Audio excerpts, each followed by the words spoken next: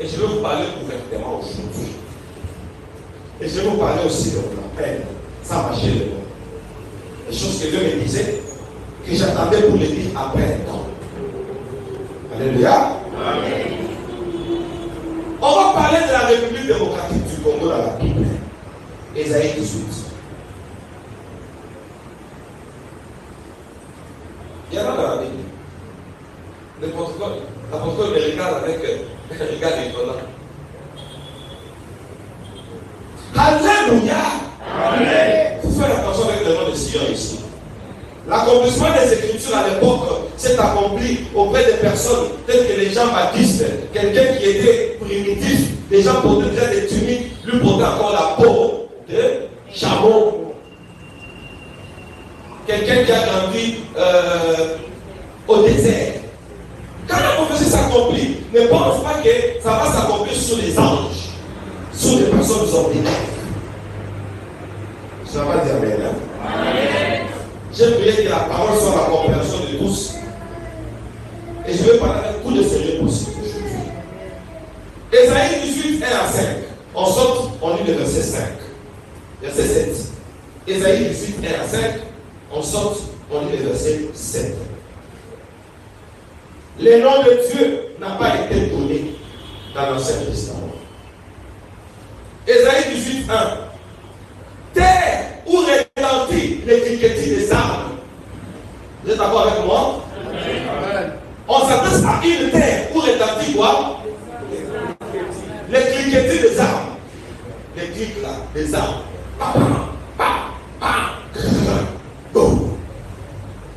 Au-delà du fleuve de l'Éthiopie.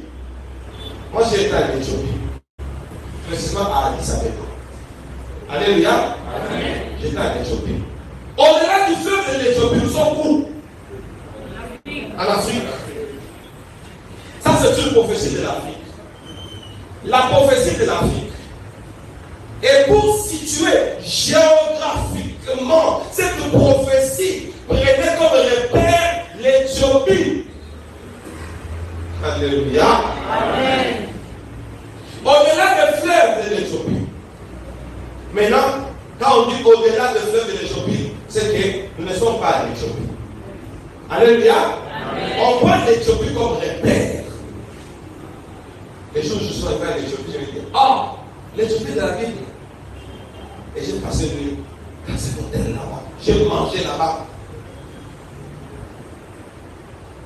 Toi qui envoies sur mer des messagers, qui es-tu? Terre pour retentir les cliquetis des armes, pour localiser cette terre, prenez l'Éthiopie comme repère. Et quand vous prenez un avion,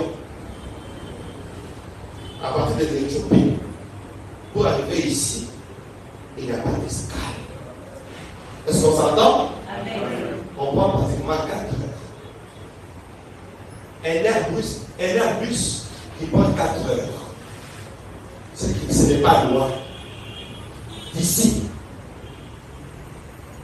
Toi qui envoies sous mer des messagers, il y a la guerre dans ce pays, au-delà de l'Éthiopie.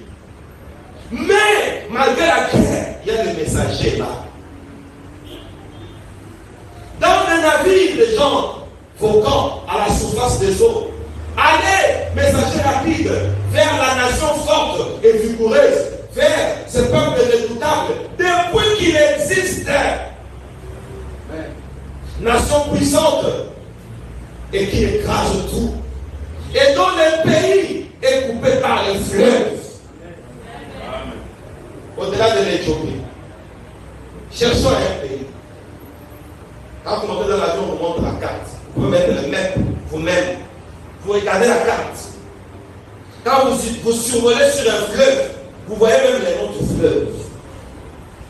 Et j'ai eu le temps de faire ce parcours. Plusieurs fois, j'ai regardé la carte qui était devant moi.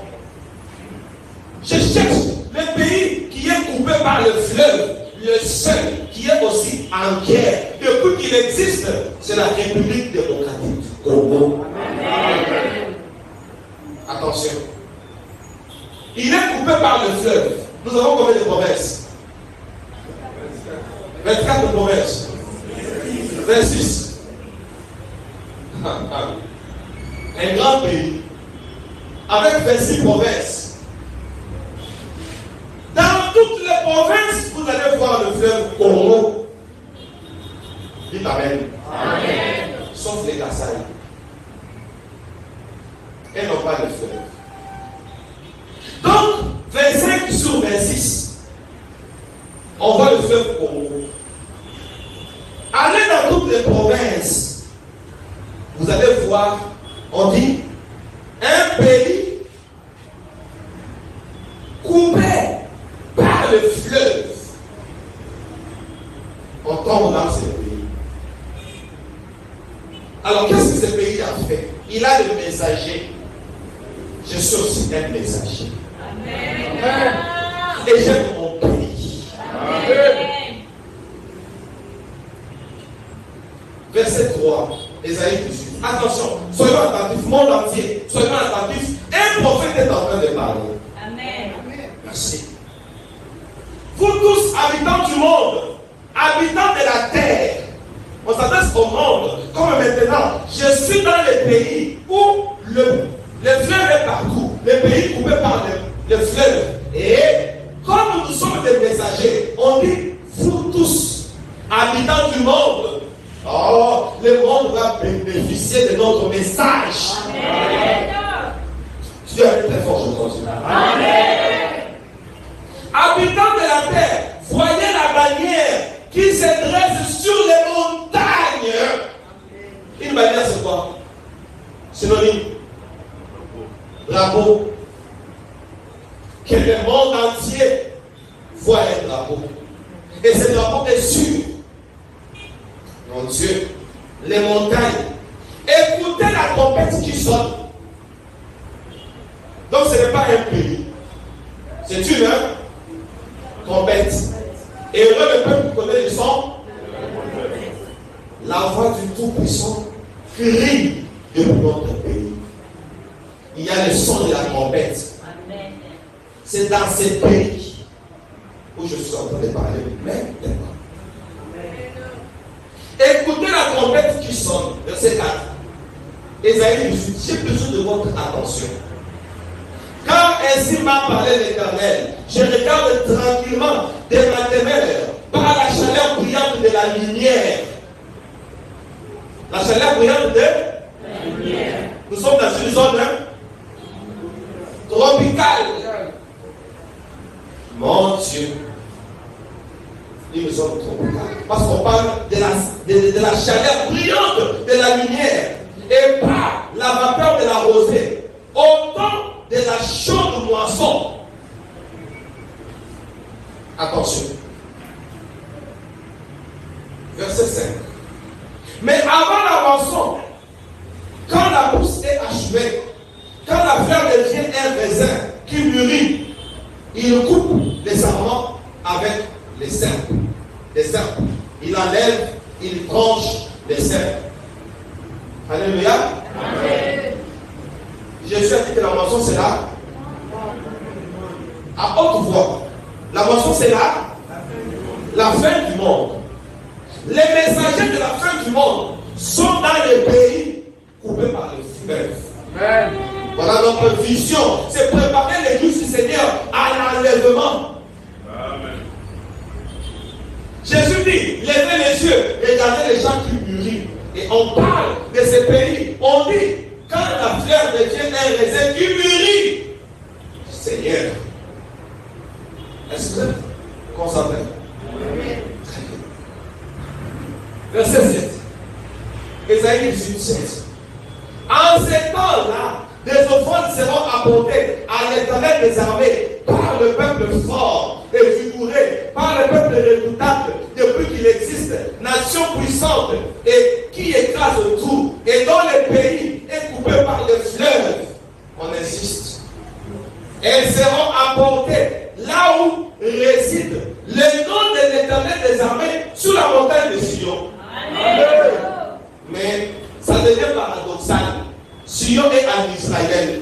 Mais on nous dit, dans un pays qui est coupé par le fleuve, on est en train de retrouver un Sion là-bas. Oh, laissez-moi compris.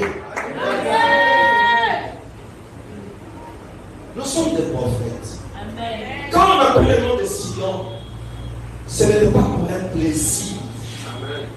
La moisson mûrit déjà. Amen.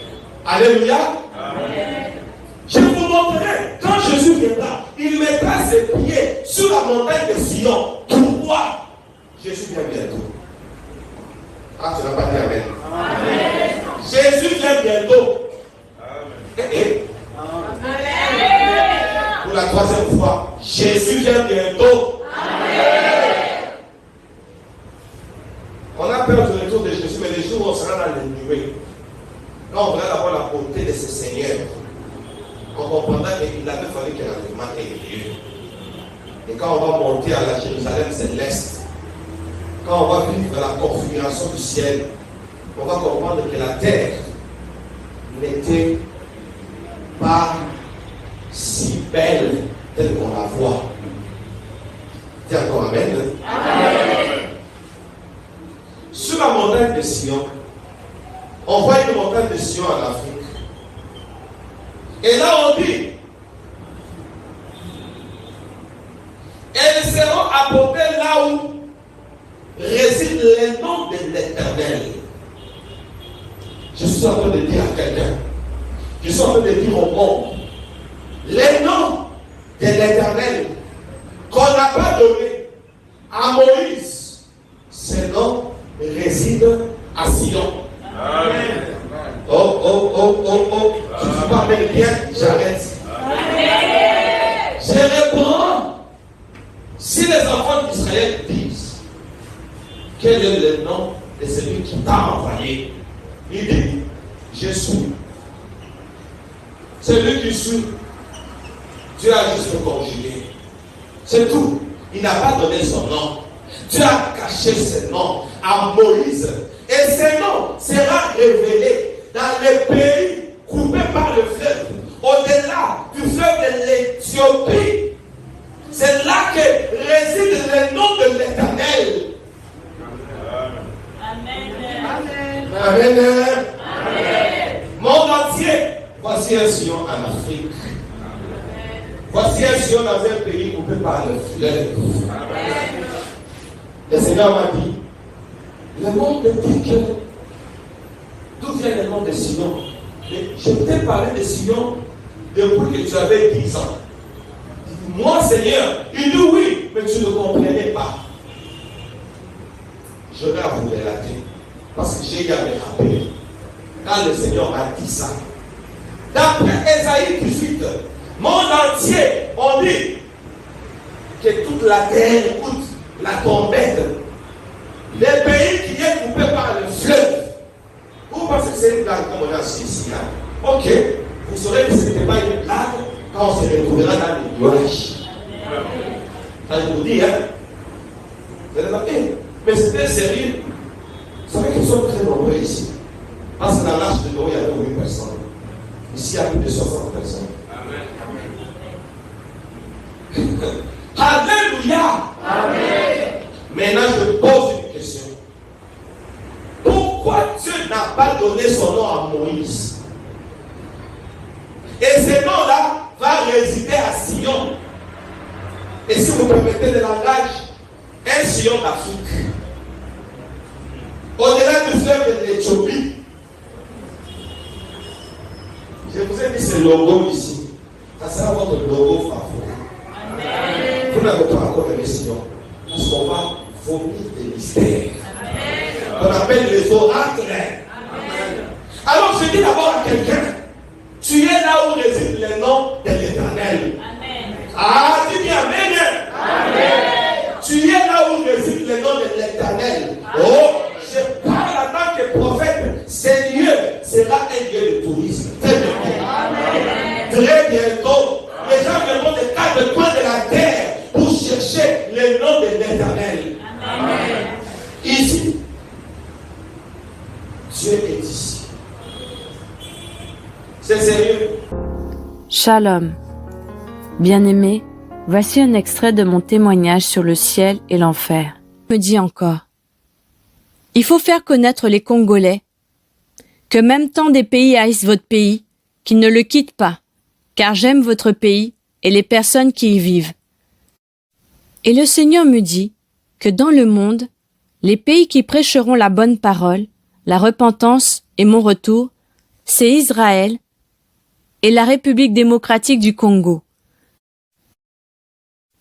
Dans Ésaïe 18, versets 1 à 8, la Bible nous montre que le pays qui est traversé par le fleuve, c'est au-delà du fleuve d'Éthiopie, c'est le Congo. Il me dit que grâce aux Congolais, la parole de Dieu sera propagée dans toute l'Afrique et le monde entier. C'est les Congolais qui évangéliseront le message de la bonne nouvelle dans le monde entier.